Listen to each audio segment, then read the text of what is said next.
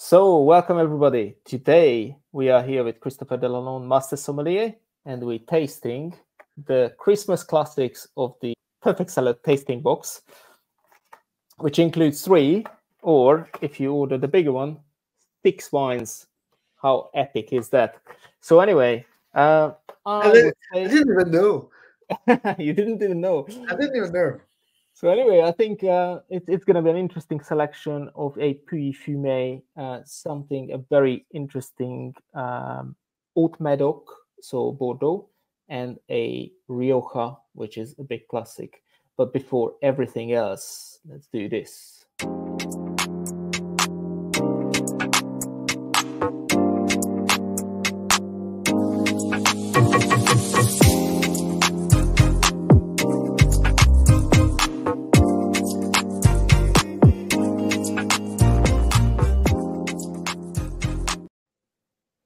So here we are, Chris. There we go.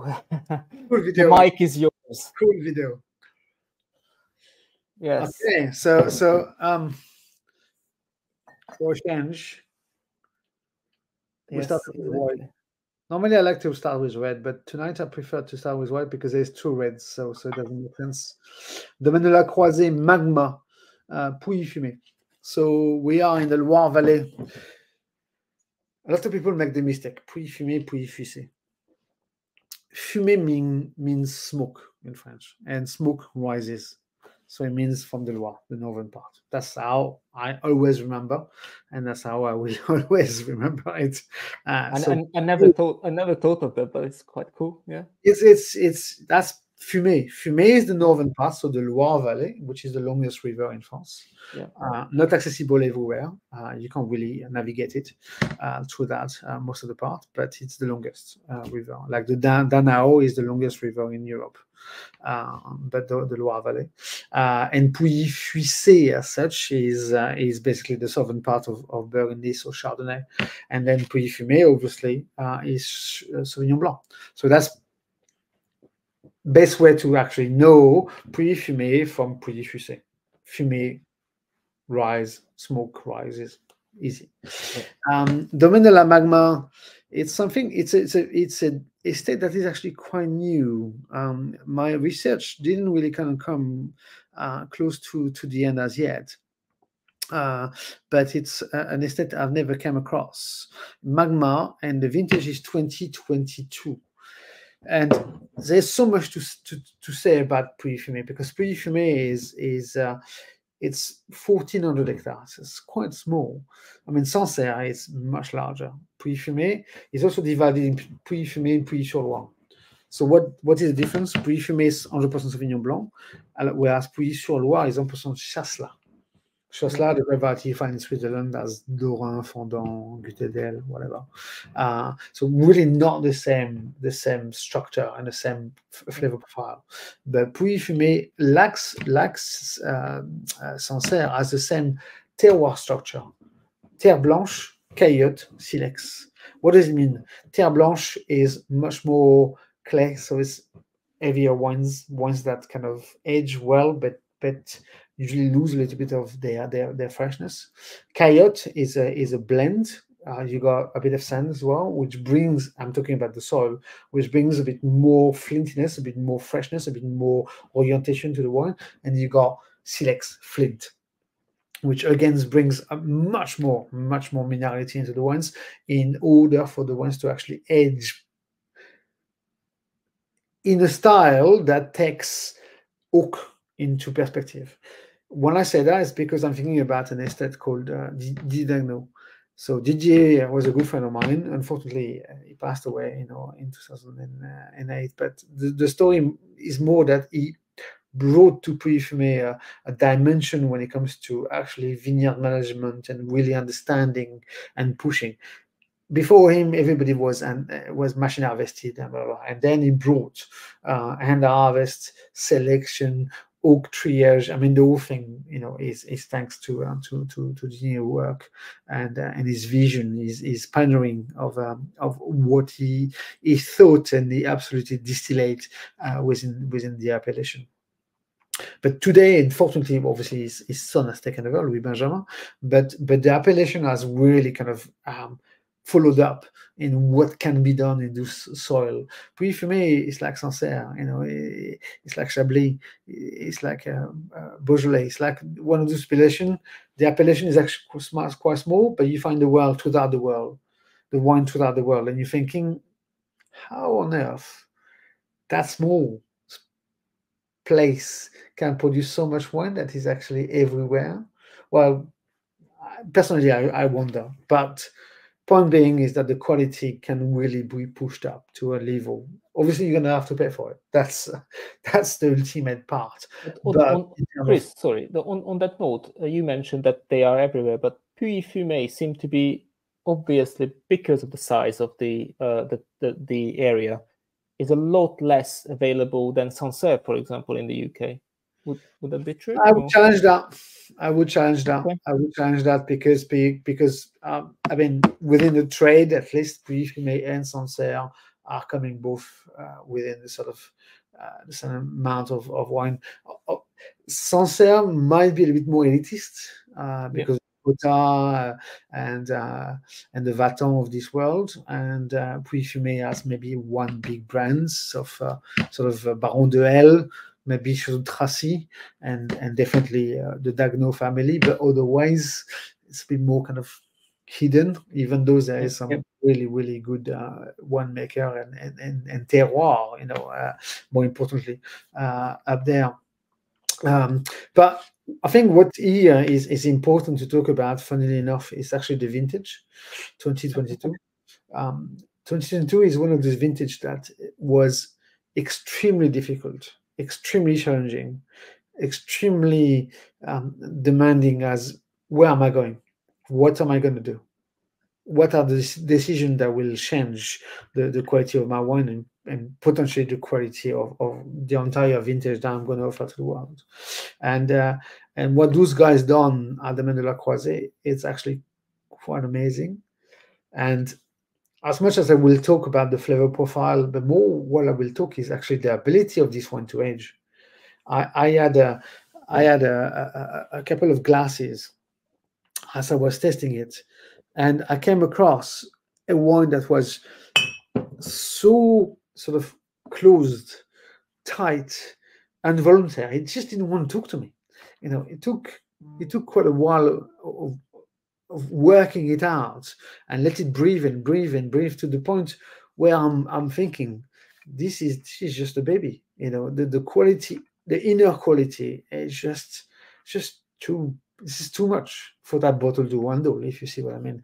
It's it is actually quite closed actually at this stage. So the Pandora box, it's kind of, eventually it will just come and just explode, and whatever the Pandora box does to anyone that can open it. But I think there is so much in that bottle of wine that is, today, open it, give it an hour, at least an hour. Even though it's a Pouilly-Fume, it needs that time. It's that level of quality. But more importantly, I think buy a couple of bottles, 3, 4 if you can, even 6 or 12, whatever, and leave it somewhere safe, locked, dark place, cool, and just see them in 6 months' time, 8 months' time, 12 months' time, 2 years' time. Those wine will age with wonders. They will just deliver more and more and more. I have personally bought some for myself, even though I don't especially drink Sauvignon Blanc. I shouldn't say that, but it's true. No, I think we discussed this on a previous episode as well. We both said the same thing. We don't really. It's a wine trade thing. I think it's. I think you've been exposed to Sauvignon Blanc selling, too much, too long, too intensely, where people would just kind of, I'll have a Sancerre. Yeah. And just close the wine list of Sancerre. Okay, I'll give you the Sancerre. So you get bored of it because you test so much of it, and it's just, and there's there's no arpège, there's no dimension. It's one tonality. It's good. It's very good. It's delicious. Very drinkable, actually. Yeah. But eventually, I think you get biased. You become blasé, and I think that's the main issue. Not that you get blasé with wine, but I think with that sort of grape variety that is quite intense, can be quite pungent. eventually, you lose the attraction a little bit. La Rioja was the same thing. Rioja for me Yeah. was the same thing where people just, oh, I love a bottle of Rioja Reserva. Okay. And it's delicious, but okay. Chianti Classico is the same thing. Obviously, Sancerre, and Pinot Grigio is a perfect example. Whispering Angel, they becoming brands and stuff. Where even I think the worst was Cloudy Bay. Cloudy Bay, yes. And Cloudy Bay came around. People just, really? Guests at the restaurant, they would just, you would give them the wine list, which was like a big pack. Do you have Cloudy Bay? Yes. Okay, we'll take that. And your heart just sink. That's it. It's not that. It's also you're thinking you haven't seen the price of the Cloudy Bay on the wine list. Eventually the bill will come, but at that time people didn't really care. Money was flowing, but still, we were charging a lot of money for something because we knew that if you somewhere and somewhat stupid enough to not listen to what I have to say about a good Sauvignon Blanc, then you pay for it. It's like everything in life. There's people out there that tend to know what they're doing, maybe or not, and then take their advice. It's like when you go to your financial advisors and he tells you, "Don't invest in that; it's dangerous," and you say, "Oh, you know what? I don't believe you." Yes. You go, and then 6 months later, you're like, "Oh, I lost a fortune." But that's the nice thing about Sauvignon Blanc. I assume this is why it's a staple, sort of almost like every household's Christmas classic wines, because you almost 100% know what you're gonna get. It could be a little bit better, it could be a little bit worse, but generally, a Sauvignon Blanc, you will know what you're having. And but it also works with a lot of different food options. Argue that. What I will argue is the safety net. For me, is why don't you challenge yourself? Why don't you challenge your own script? Why don't you just listen to people? As what we're trying to bring to the table. I'm not saying that we are the best. I'm just saying that we have an angle in which we're trying to explore different grape varieties, style, orientation, and we're not the only ones. There's plenty of things out there. I mean, we haven't done yet, Asiatico. We haven't done yet, Chenin. Well, we've done Chenin, but grape variety that can be staples in terms that you can find them easily within the same price tags. But that actually challenge. I mean, Gruner Veltliner. Riesling, I know Riesling is Marmite, and I take that.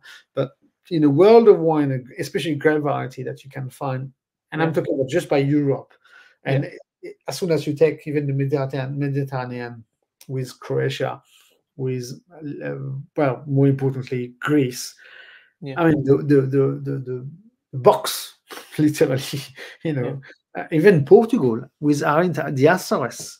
The Azores, they got three main sub-region, and there's a grape variety called Arinto, and it's sold on volcanic soil. It's mind-blowing, and I'm not joking. It's mind-blowing. The diversity, the style, the freshness. I mean, you go to Tenerife, in the Balearic Islands, and you go.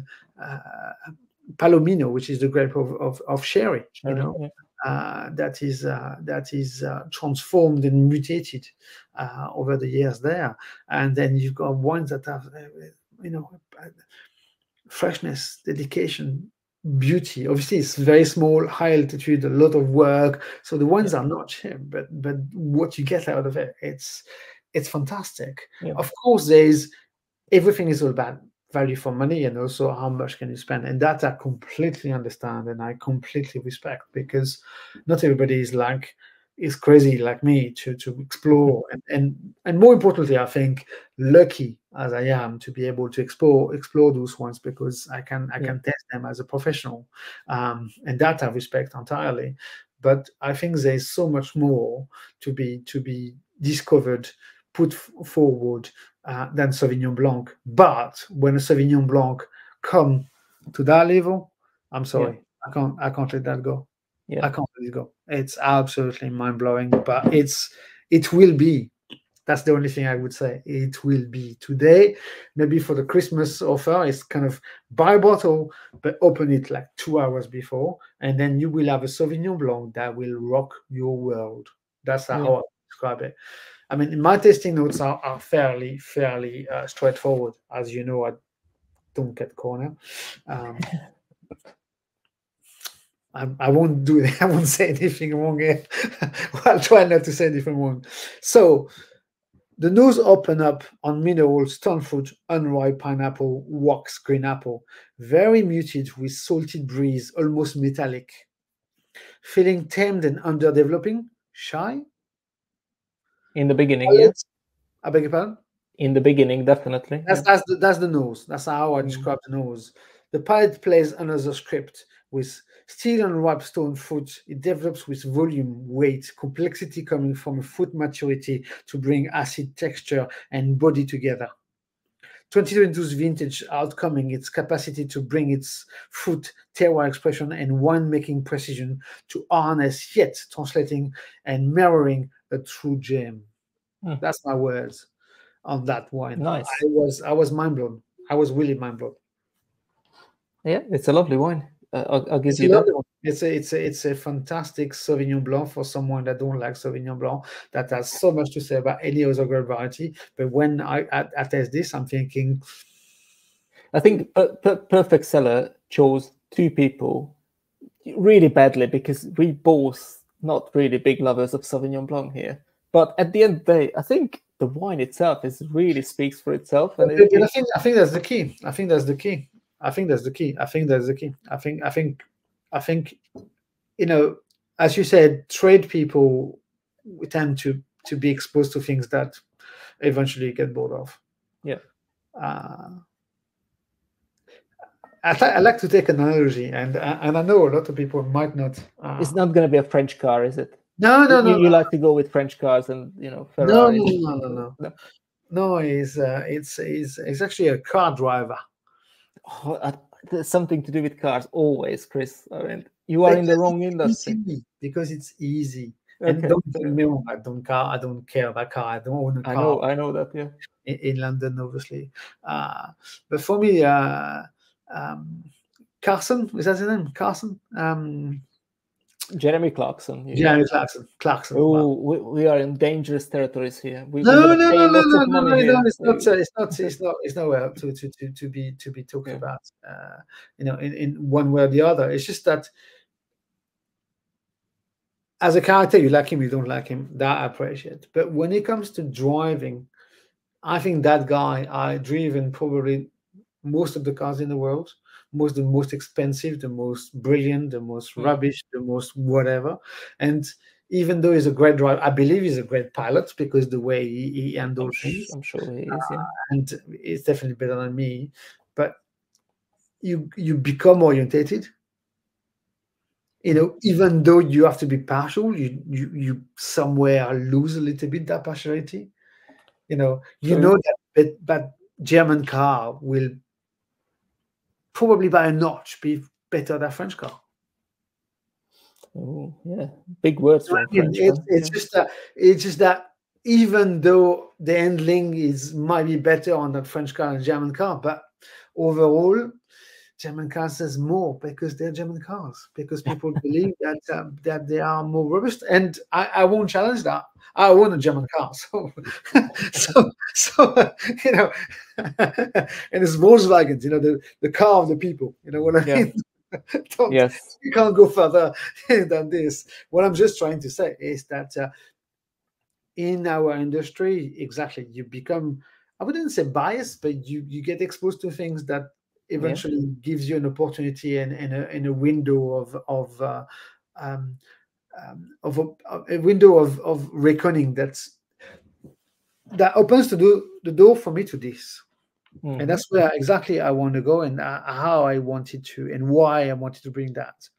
Because Haut-Medoc. So Medoc, we are in Bordeaux. We are in the large, vast area of Bordeaux. It's the largest planted. Medoc or Medoc are basically the two biggest plot of land within the left bank of Bordeaux. Yeah. And again, Bordeaux is one of those appellations and one of those regions that nowadays has been completely abandoned by sommelier because of their arrogance, because of their chauvinism, because of their just the spoiled aspect, the pricing, the sort of demand, even the reception. You go to Bordeaux, you receive it's so scripted, it's so commercial that you lose the approach that you might have in different part of the world. I was lucky enough again to be going there, so you might not really have an Vega Sicilia. idea Yeah. of what that is as an I do. Yeah, most people as a to our viewers. So Vega Sicilia is one of Spain historic flagship. Yeah. probably first. It's called the wine of the king and the king of wine for a reason. Although that's DOCa is the same, and many other exactly. In places call themselves that. Yes. No, precisely. But there is historically it's one of those places where not everybody can go. Yeah. And that's the fact. Yeah. But what I'm trying to say is that we were received in a way that I never really anticipated. It was down to earth. It wasn't, it was just people to people. We make wine. This is how we make wine. This is how it translates in our glass. Yes, we have Vega Sicilia. We got fantastic history, the Chardonnay, the estate, the grapes, the terroir, the vine, blah, blah, blah. It was just mind-blowing. You go to Bordeaux, they come up with three-piece suits and a Hermes tie, and they talk to you. We are Bordeaux. We make wine. Okay. And what's the story of your vineyard? Oh, I don't know. I have to check. That's how bad those people are. And even though it's changing, because they realize that actually the sales are plummeting because nobody wants to drink Bordeaux. Nobody wants to drink wine. That's one thing. In general, Bordeaux is really plummeting in general because the pricing. Because 1855, the classification of Bordeaux. 85 wines were classified. Okay, the Medoc especially within Medoc and the Grave, and obviously the Sauternes, because the sweet wines are part of the Grave. 85 wines which were classified. About 50 were classified in the Medoc, between first growth, second growth, third growth, fourth growth, fifth growth, as we all know, Pauillac, Saint-Julien, Margaux, and so on and so forth. Today, out of those 55 chateaus that are still remaining within the classification, even though you couldn't discuss the classification that remains in place, how many actually sell? Today, there is 4,250 chateaus in Bordeaux, right in the bank altogether. How many actually sell through that? The big boys, the 5 first goes because people want to speculate. Fair enough, the ones are fantastic, don't get me wrong, there's no question about it. But out of that stream, then they struggle because unfortunately they've sat on their laurel for so long. Taken advantage of the market, wanted to bring.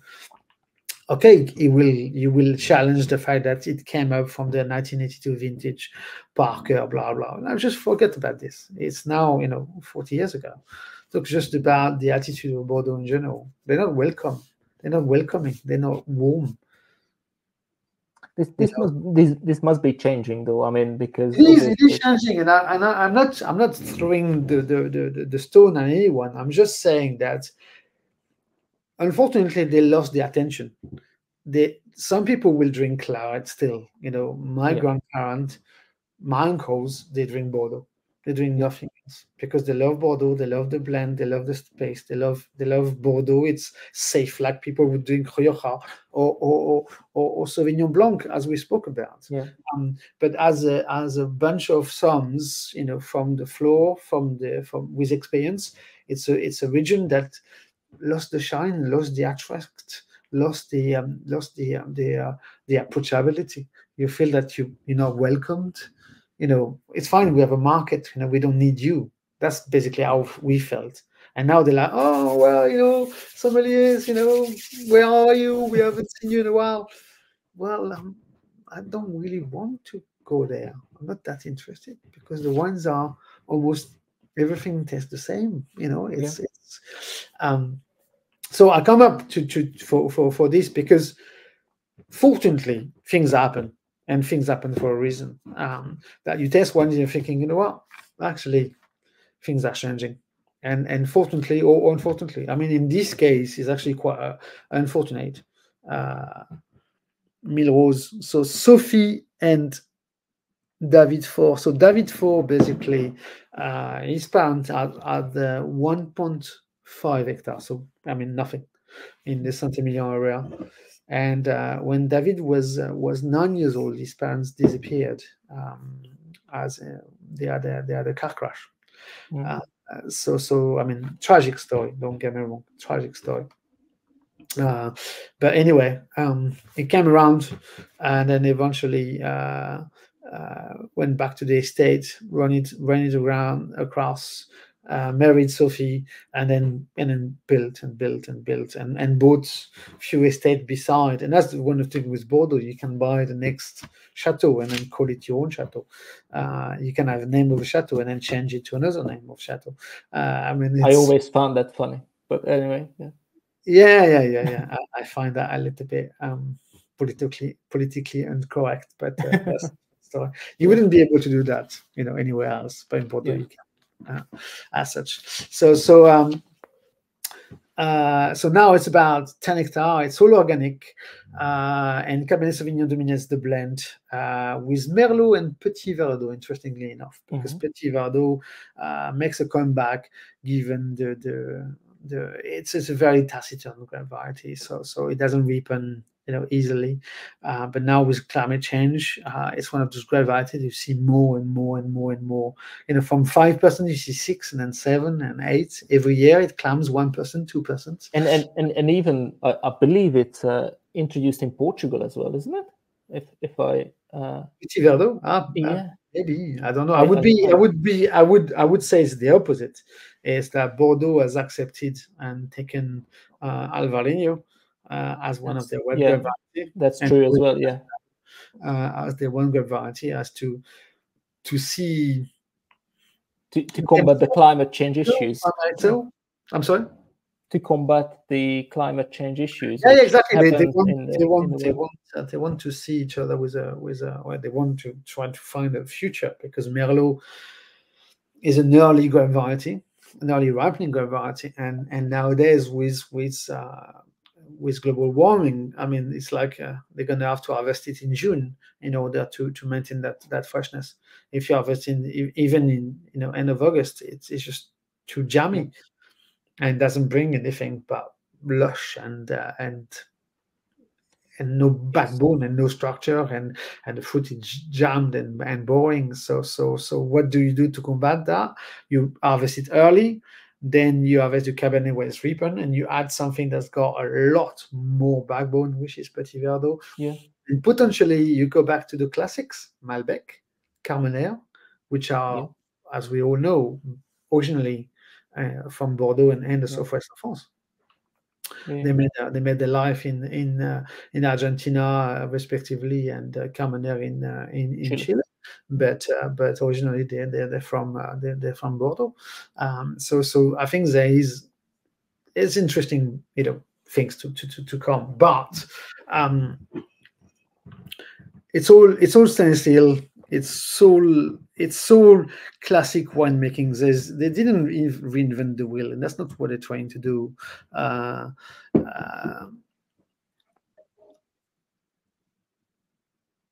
Fruit, tannin, acid, structure, and basically trying to combine all that within the food that they have. They work really well. They work organically, so they really kind of decipher which sites. Now they've got back 10 hectares, so it's all about sites, and they harvest side by side, and they vinify side by side, and then actually they blend. So what are you trying to do within a Haut-Medoc appellation? Don't get me wrong, it's not, it's not a Grand Cru class or whatever. It's something that now translates very well within the wine world. It's kind of, you adapt your winemaking according to a site, because a site might be better when it rains, one might be better when it's super hot, one might be better when it's just normal, let's say. And is there normal and animal? Is there any more normal in Bordeaux? Is it? It seems to be always here and there. It's either really. Nowadays it's all about extremes. One day is drought, and the day after is flood, and the day after is drought, and the day after is drought. It's not maybe every day, but it's like year to year. And I mean, we've been into La Nina parameter for the last 5 years, I think, and then now El Nino will come in 2024. Yeah. So it's a current change, basically. That happens mainly into the Pacific and Australia and South America, and that disrupts enormously the current of water and the heat within, coming from Antarctic and Arctic. It's fascinating, but it's I was about, but I won't. Bloody scary. Yes. Scary as hell.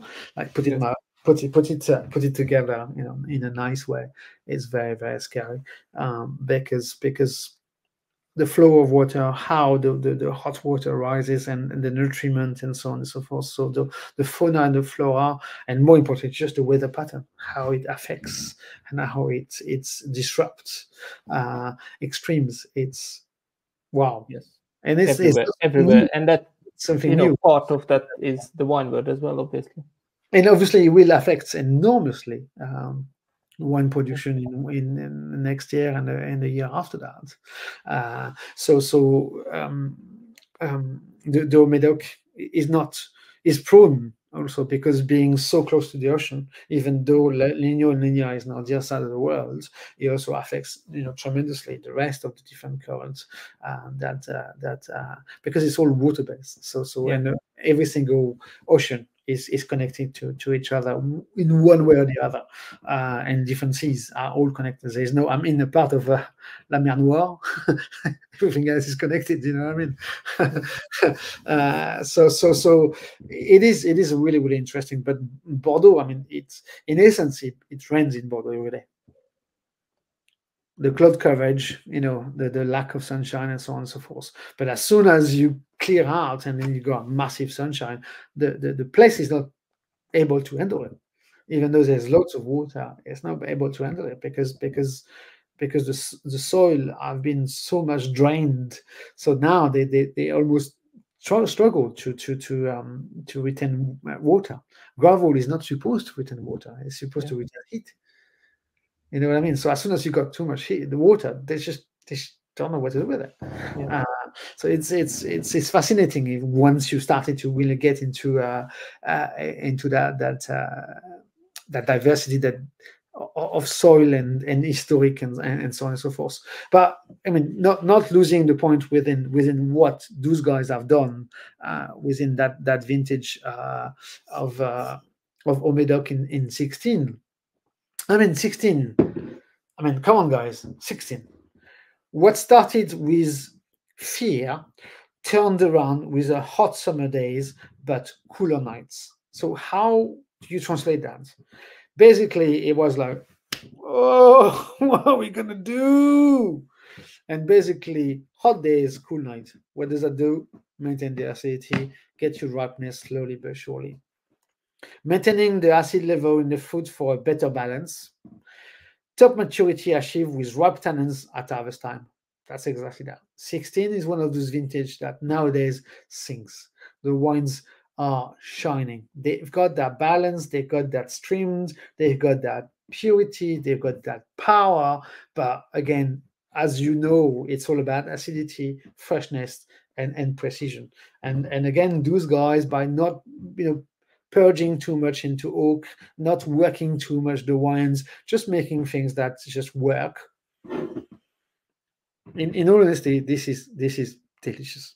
This is really, really delicious. Straightforward. In my tasting notes, I said open and taste it straight away. Left me with a blank note, so I just waited with the cork off for 30 minutes. So it gives you an idea that the wines are, despite it's 6-7 years old, is actually still in that phase. A little bit like the Pouilly-Fume. It needs time, and that's the beauty of it. Means that it's a great wine. Just do not rush it, if I may say. Just open it up, leave it in a corner, cook, have a glass, like the Lloyd's way, have a glass or two, maybe use it in the food, but at least have a second bottle ready, opened as well. Nice glasses if you can, otherwise just leave it open for 2 hours. It doesn't matter. And if the friends come and you haven't planned, pull the cork, get a decanter or jug, whatever, like that. It needs to do that bubble. Yes. Even though it's not that elegant, it's in the kitchen, hidden, in order to really add a lot of air into it and leave it on a corner whilst you're having, a glass of something else, and that opens up and just kind of breathe whilst you're finishing cooking or doing whatever, pizza or whatever, and then enjoy that after a good hour it's been open, and that will just express what Haut-Medoc can do without the price tag that all those big egocentric chateau can provide. Shall I cut this? No, you can. Not that I care, but it's what I think. Yeah. I mean, I was reading an article today, which basically talked about chaptalization. So chaptalization is the addition of sugar that is extremely controlled. So addition of sugar is obviously increasing your alcohol level. Still allowed in it's very allowed. It's allowed everywhere. Not especially when you can't when you make sweet wine, obviously. Because it has to be a natural sugar from the fruit and the botrytis and so on and so forth. But it's extremely regulated. But most of the years, even in great years, people still use a bit of chaptalization just to rectify, just to get that extra alcohol level that will make the yeast work in different ways. It's extremely complex, but I'm not especially a big fan of chaptalization, but I understand on a technological way when you sometimes you need it. Balance, I have a friend of mine that said to me, I'll chaptalize that here, but like at 0.5, just to get 0.5 alcohol. Okay. So he said grams. 17 grams roughly of sugar will provide 1% of alcohol, roughly. So 0.8 grams of sugar, which it seems like it's almost like 2 sugar tip, in your tea. Just to rectify to 0.5, because if I do that, then the yeast strain that I work with, even though it's natural from the vineyard, it's not actually cultivated, will work better, because then the rest is even me. I'm not surely I understand, and to be honest, I don't really care, because it's just like almost philosophical, it's like no, but sometimes you need these things to create a better wine, and simple as that. And at the end, when you taste the wine, you're thinking, that's pretty good. Yeah. Whatever you've done and that you believe in, the rest doesn't belong to me. It's just that it's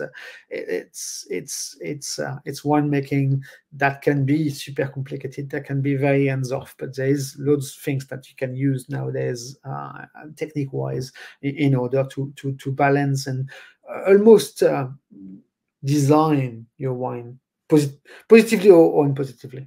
Yes. That's another story. So to me, again, the chaptalization prospect within the conversation is like Chateau Giscourt. Chateau Giscourt is the fourth growth of Margaux. In 2016, it's been fine, heavy amount of money because of unregulated chaptalization. And you're thinking, 16, and you have to chaptalize? What on earth didn't you do? Or what did you do?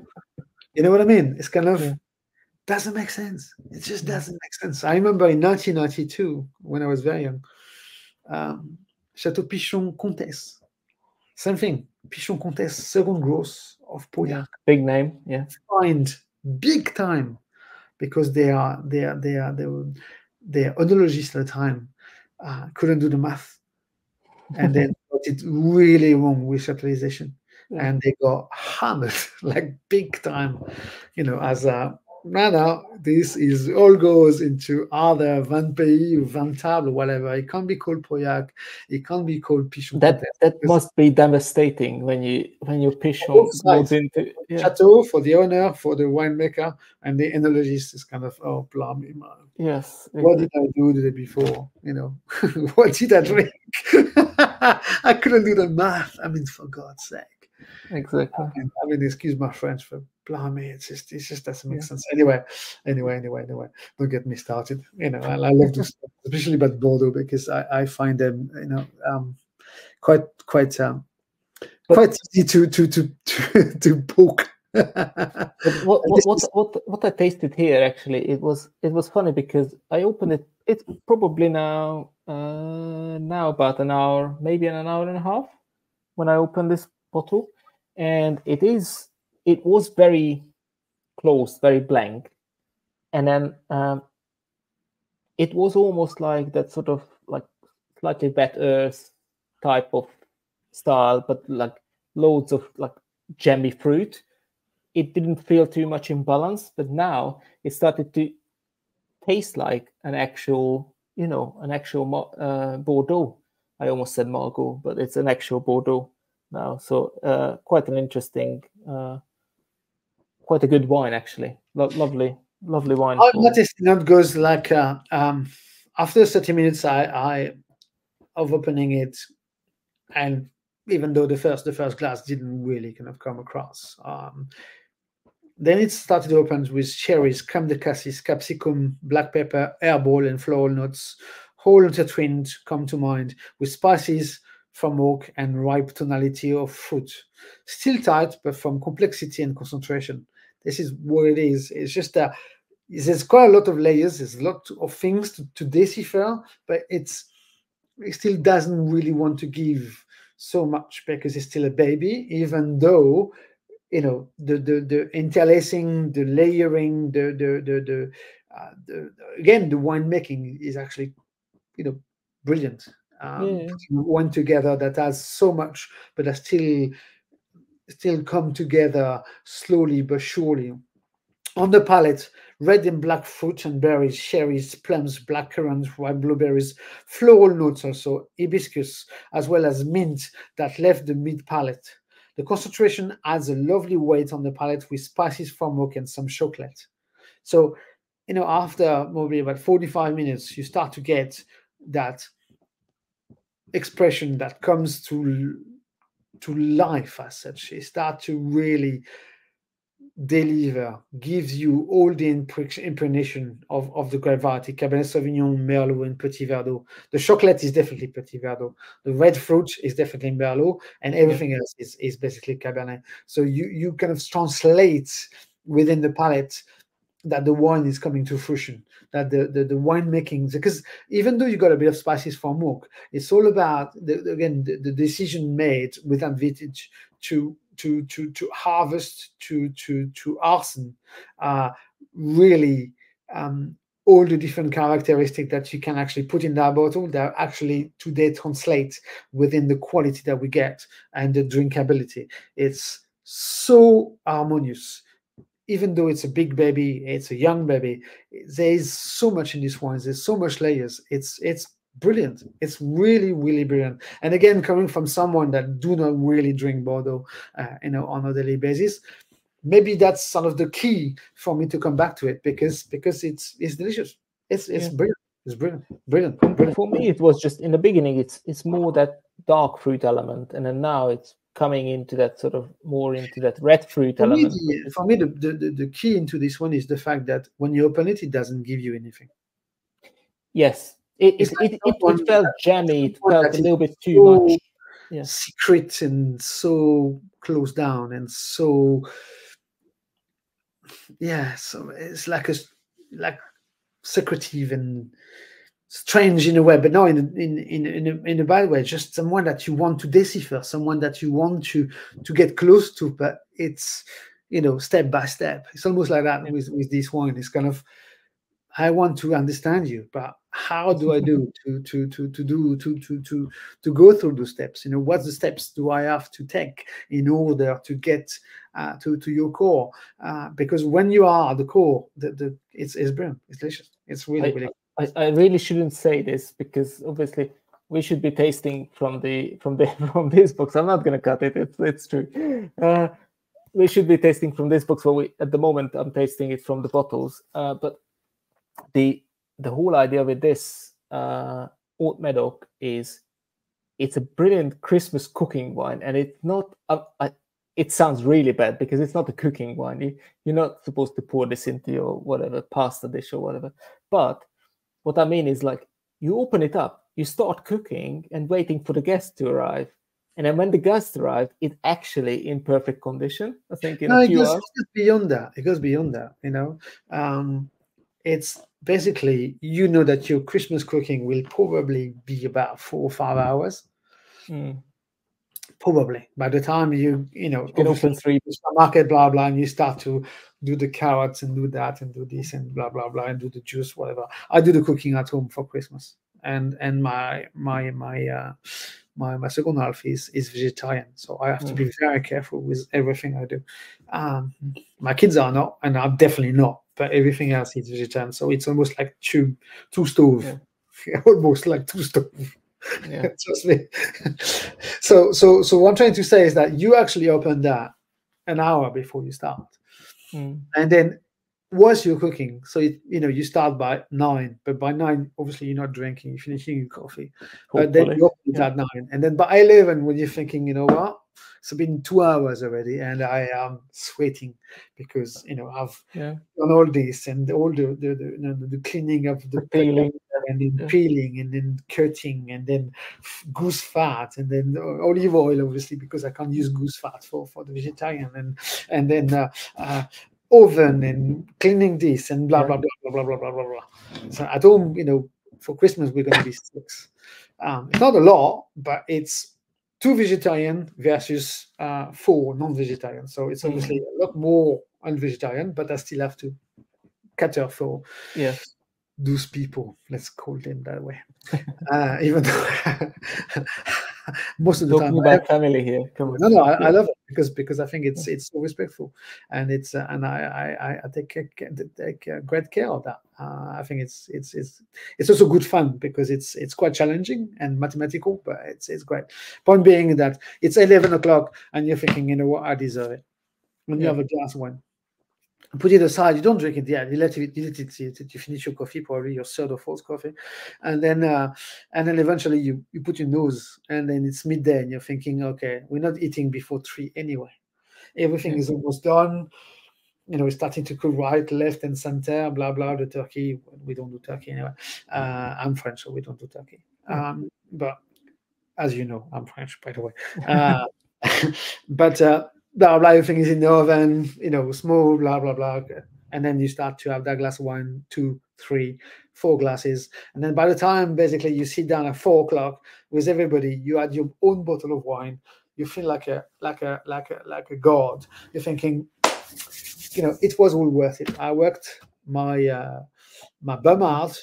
Everybody's gonna have a great time. The food will be delicious, cooked to perfection, and then we have another glass of wine, or 2 or 3 or 6. But at least it's, to me, it's I'm just trying to remember the name of that gentleman on British TV back in the 80s, Lloyd. Lloyd. Sorry, I wasn't here back then. I should know. I should know. And he had a magnificent quote. It's like, I cook with wine. Sometimes I even put into it. True. That guy was just like Seriously, the first basically television programmed, famous star chef in this country. Brilliant guy, absolutely brilliant. But God, my goodness, he would just rock it up big time, big time. What was his name? I'm sure the audience from our generation will know his name, and please comment and then remind me, even though he will probably come back to me eventually. Yeah, that was brilliant cooking, and then exactly wine was very central to the cooking, not just at the fact as boozing up, but also because using good wines actually in your cooking changed dramatically the finished product, which come to the last, the finishing product. There you go tonight. Casa Rioja. Rioja 2018. That's a cosecha. So you got all the information at the back. It's a cosecha. So this is there we go. For those who don't know, you can start explaining what is cosecha means. Vintage, harvest. Cosecha is an harvest in Spanish. So cosecha is basically the entry level to aging program in Spain. Then you go into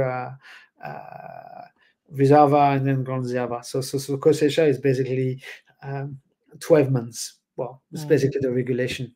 12 months for red and 6 months for white, and then 12 months Bordeaux and oak, and then another 6 months in bottle before it can be released. That's basically the law. Then you got Reserva, and then Grand Reserva.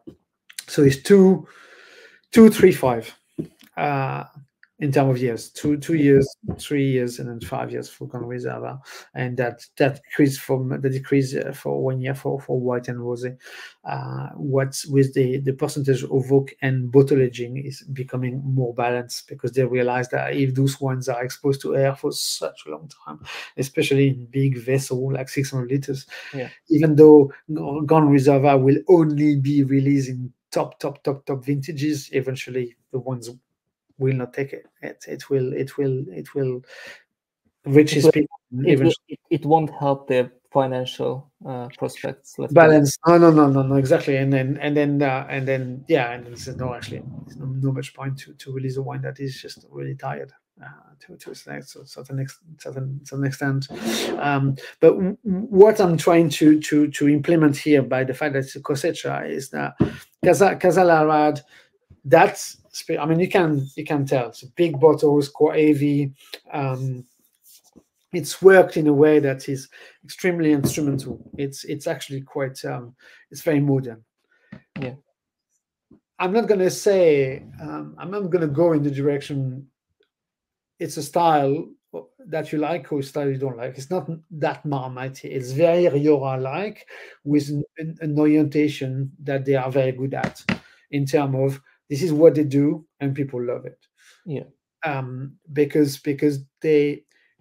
Rioja is able to produce wines from a couple of grape varieties, especially Tempranillo and Garnacha, Graciano, and so on, Mazuelo as well, that have taken the world by surprise, given the history of Rioja with the American oak, the French oak, and so on and so forth. And also the 3 different subregions, the Alta, the Alavesa, and this, what they call now the Oriental, and different grape varieties. But Casa Larad basically emphasizes on the fact that they want to be instrumental. They want to bring a wine that has everything to the fore. It's extra modern. It's pure extraction, pure power, a lot of jam fruit, very, very dark fruit, and a lot of oak. Again, it's not my place to say that I like or I don't like, even though this is not the style of Rioja that I'm a big fan of. But on the other hand, as a style, the wine just score points because there's so much balance into it. And again, as a Christmas orientation, which is the point of this box, this tasting box, exactly. It ticks the box. because of that sort of flavor profile that you get. You know, the dark, ripe, very kind of almost jam fruit, even though it's a cosecha. So they really kind of work, you know, through. It's a massive estate. I think it's 1,500 hectares. I mean, it's massive, the layering of wines they make and so on and so forth. This is sort of the top end. They say on the label it's the 2,599 bottles out of 8,000. So it's a very, very small production for that specific labeling. And especially when we talk about Rioja, 8,000 bottles is such a tiny amount of wine. It's nothing compared, considering what the region is producing generally. In general, yielding, the size of the space, even Rioja Alta, Rioja Alta, which is considered the best part. I mean, you're talking about 1,700 hectares. I mean, 1,800 hectares, 25,000 hectares. I mean, it's huge. It's huge, and Alavesa and then Oriental, it's 4 or 5 times. Yeah. The size of the Alta. So there's a sea of wine, like literally there's a sea of wine, sea of style being produced through the entire region. Drunk again, internationally, from Sydney, passing by Singapore, going to Los Angeles, New York, Quebec, London, Paris, and back to Madrid. It's drunk everywhere. And Rioja is one of those plethora of wine. It's like of this staple, of wine that everyone has a bottle in their cellar, whatever brand, whatever house, whatever cellar. Everybody likes Rioja, and me first. I love Rioja. They are great wines because they have such a personality, such a style. But you need to find the style that actually kind of translate yourself. Yes. So, translate into your palate. And also, because there are so many different, let's call it 2 main different styles of Rioja. There's not 2, there's more than that. But anyway, this is the sort of new, modern, lots of like slightly American oaky. It's very American, ripe fruit. It's modern. It's modern. This is the word I use, and I kind of translate those ones into it. It has that sort of modernity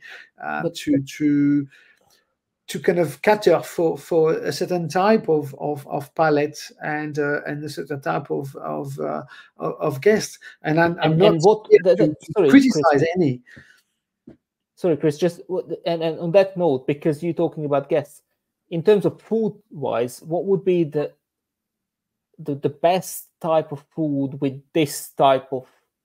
But again, because it has a sort of sweetness, ripeness, and super sort of concentration. This is sort of wine that, and I love those 2 wines together because they are almost the opposite. Yes, yeah. Within the wine world of 2 different red wines, not because they're from different countries, but they also they have such a different plateau. It's almost like you start with the aperitif and the canapes and your meaty starter, your pâtés or saucisson or whatever it can be. That is obviously quite meaty orientated, quite dark flavor, obviously. And then you move on to this to go with if you go into games, for example, if you go into stews, if you go into flavors, rich, concentrated, this is the sort of thing that will definitely take it on. Even spices, if you go, even if you go Asian, if you go Indian food, like an amazing, I know it's not the theme of Christmas, but it doesn't matter. You eat whatever you want. You know what I mean? Well, if it's an Asian family, why not? To start with, but also more importantly, you feel like it. Whatever, and therefore this will work, fantastically well with that sort of food because you got so much spices, there's so much bright fruit, there's so much jams, there's so much power, but there's still that drinkability. You got that amazing sense of acidity that really lift the whole thing. I mean, you open this again, you give it about half an hour before drinking it, but you will go through the bottles in no time because it's super delicious. It's super approachable, and it's Moorish. It has really, the word is it's means something to me. You know, it's, you have a glass, then you go back to it, and then you go back to it, and you go back to it. As much as this might be a bit more taciturn, a bit more complex, a bit more, you need to reach, you need to search, you need to sort of, you know, decipher. This doesn't need translation. This is a bit more easier to it's be engaged with. Yeah, even though the difference, I mean, this is 13% of alcohol, this is 14.5. Yeah, this is 14.5. But it's all so well combined, so well knitted with that, you know, spicy. It's that ripe fruit, the concentration, the sort of big body, quite built up somewhere. It's all super well knitted and work well, actually. And you don't even think about the alcohol. You shouldn't actually look into the alcohol. At the end, it's a delicious glass of wine that will fulfill what you're expecting. You will have a couple of glasses of this without doubt, and probably a second bottle, because it's so Moorish. I mean, you know, table of 6, you'll drink 2 bottles of that without doubt. Yes, I can see this as a very much as a crowd pleaser, although it's probably not the right word, because crowd pleasers are. No, I think it's a good translation, even though it's not. Yeah, I agree with what you're saying, but it's a good way to put it. It's a crowd pleasure. It's something that will give a lot of pleasure to a lot of people quite instantly without too much work. As such, you don't have to be a great amateur, or just if you are a wine lover, for that reason you will like it, because it gives you so much pleasure almost instantly without too much work. But exactly, and then Christmas, to relax, man. Exactly, but at the same time, even if you have people who like wine and know wine, they will appreciate a bottle of it, because there's nothing to say. It's very good quality. It ticks all the boxes. You know, it's a style. It's a style. You adhere or you don't. That's a different story. But it's a style that Rioja has become master of and at. They know how to make that style of wine with so much precision, with so much, you know, even closed eyes, they can produce something like this. And they have nurture this expression to the entire world, and everyone loves it because it's delicious. It's bright. It's forward. It's a little bit. It's a bit in your face. Maybe that's so unmistakably Rioja. It's unbelievable. Yes, exactly. But it has that sort of, you know, drinkability, approachability, deliciousness, and Moorish aspect that no one else can do. They're really brilliant. They're really. But actually, this is why this box is quite handy, because you don't, you know, you only have 100 ml each. You know, you don't have to worry about finishing the whole bottle. Well, but that's actually got a good fun. Like it is. You know, this is the perfect game, you know, especially for Christmas. Perfect game. Yeah. You know, you open the white wine, you do 4 glasses. Okay, what is this? You open actually the 3 wines, and you do the 3 glasses each, so 12 glasses. And then you challenge, okay, what is this? Which one do you prefer? When do you prefer it? How do you work with that? And then you've got your plan. You know, you got your guava flasks, you know, already cooked and whatever. Then you got your pate or your middle course, you know, whatever that is, you know, quite gamey, or maybe as long as there's proteins, can be, you know, ham or whatever. And then you got your ragu or your turkey, you know, with a nice, very, you know, strong gravy sauce with a lot of mushrooms and maybe bacon or whatever. And if you're vegetarian, you take all this off and then you make it vegetarian, because it, you know, it's possible. And those 3 wines will give you, you know, every time a hint of very Christmas orientation, but also a sense of place and a sense of what did we do for the last 12 months? what did we miss? Yes, yeah, exactly. On that note, Chris, I have one more question for you. What are you going to drink this Christmas? Do you have a plan? Are you a man of plans, or are you a man of like pull something out of the? No, I'm a man of plan, but within the 6 people at home, 2 are drinking, which including you. This is myself and my mother-in-law. Okay. So it'll be rather limited. Okay. Probably get some craft beer for the next from next door's brewery, and then a couple of bottle of Riesling, because my second life like Riesling, so German Riesling, something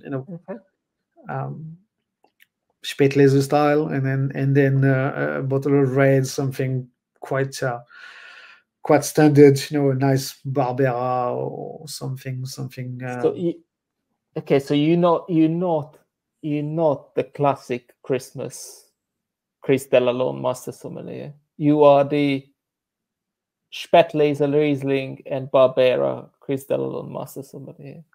No, it's because over Christmas, funny enough, I actually don't drink that much. It's actually very funny, because I'm very much the same as well. I don't know if it's a wine traded thing again, or is it something more, I don't know. No, I don't. No, I don't tend to. No, I eat a lot usually, but I try not to. And again, you're with the kids, and my kids are pretty young, so I don't. I mean, if it would be 6 people, 6 adults drinking, it's a different story. But it's 2 of us. Yeah. My second half will have a glass of the Riesling. I might actually finish the bottle anyway. And then my mother-in-law will have definitely 2 or 3 glasses of the red, and then she has 3 gin tonic. So yeah. And then she falls asleep, but it's fine. It's Christmas is for relaxing, isn't it? Yeah. It's fine. It's absolutely fine. It's absolutely fine, as long as she doesn't snore. Otherwise, it's fine. Brilliant. That was a very good ending of this show. As long as she doesn't snore. Yeah. Okay. Yeah. You can get that if you want. No, I'll keep the thing. At the end, no, I don't really. I try not to overdo it, especially because this year, I mean, most of the years, because the kids I'm off, but I'm going to have to work, obviously, the rest of the last days of Christmas on New Year's Eve, because of the business. So yeah, it's no point for me to just kind of it's no point. Yeah. No point. Yeah. No point. Fair point. No, it doesn't matter. I have other days to enjoy. Indulge, exactly. And probably in January I'm going to sit up with all the mates, and then we're going to go completely mental. So because it happens sometimes where you actually go and drink good wine. Is at the end of the day, that's all it is. It's all about drinking good wines, good company, good food, and having a bit of a blast, trying to kind of skim things away. Okay, it's 2024. Let's make it happen. Yes. Let's bring it to the fore. Let's carry on. Let's push. Yeah, brilliant. Well, Chris, thank you for that. Thank you very much. And I have to wish you a Merry Christmas, because I think this year this is our last tasting box, obviously, because it's the December one. 27th of November.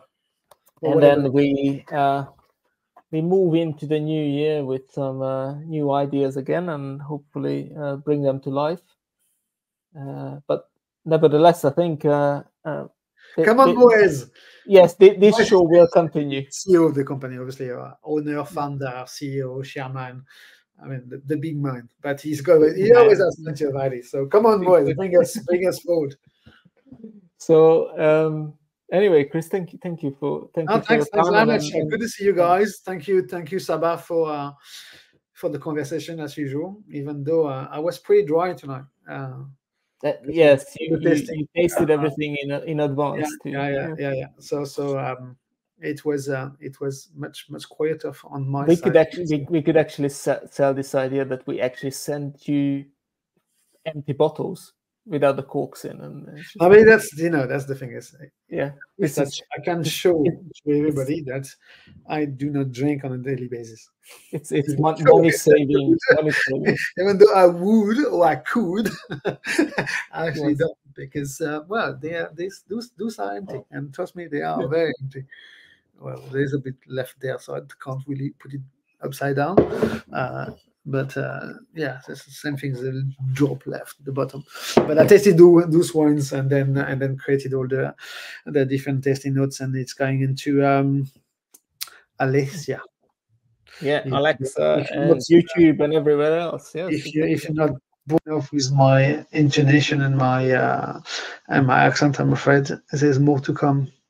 Thank you very much, guys, and have a fun Christmas, everyone, and see you in 2024. Indeed, 2024. All the very best. Thanks very much. See you later. Cheers. Yeah, Bye. and don't forget. Yep. Life's too short to drink bad wine. Exactly.